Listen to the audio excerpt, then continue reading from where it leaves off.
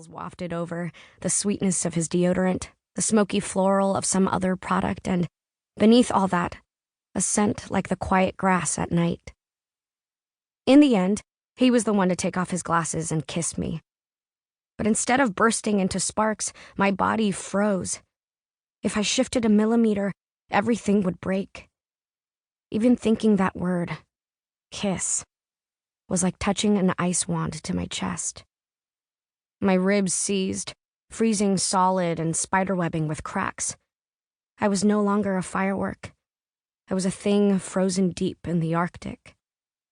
Axel's hands stretched around my back and unlocked me. I was melting.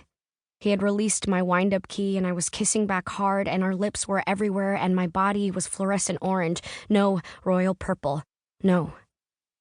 My body was every color in the world, alight. We'd been eating chocolate-covered popcorn just minutes ago and that was exactly how he tasted, sweet and salty. An explosion of thoughts made me pull away. The cloud of debris consisted of remembering that he was my best friend, that he was the only person I trusted 100% besides Mom, that I shouldn't be kissing him, couldn't be kissing him. "What color?" Axel said quietly. This is the question we always ask to figure out what the other person's feeling. We've been best friends since Mrs. Donovan's art class, long enough that that's all we need. One color to describe a mood, a success, a failure, a wish. I couldn't answer him.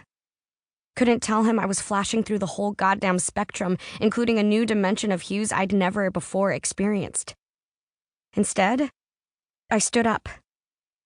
"Shit," I breathed. "What?" he said. Even in the dim light of the lone basement bulb, I could see how his face was flushed. My hands. I didn't know where to put my hands. "Sorry, I have to go."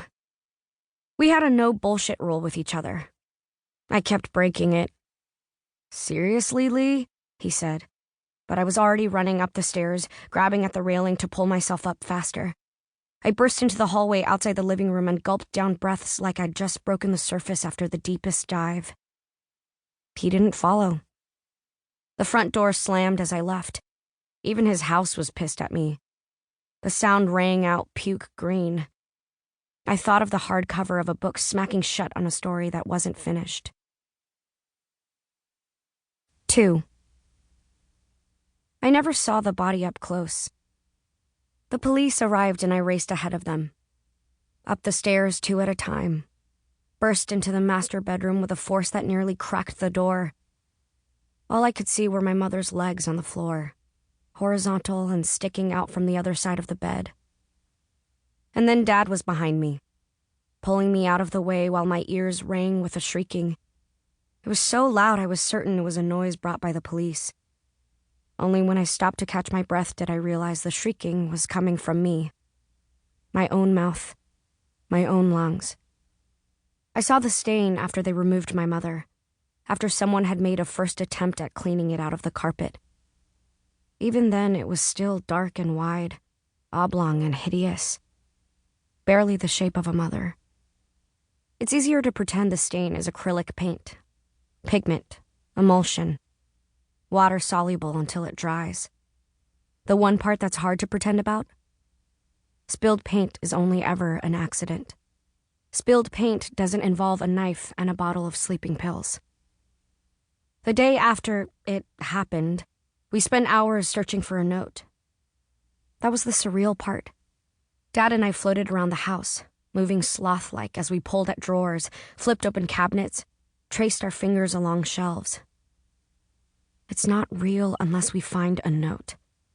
That was the thought that kept running through my brain. Of course she would leave a note. I refused to go into the master bedroom. It was impossible to forget.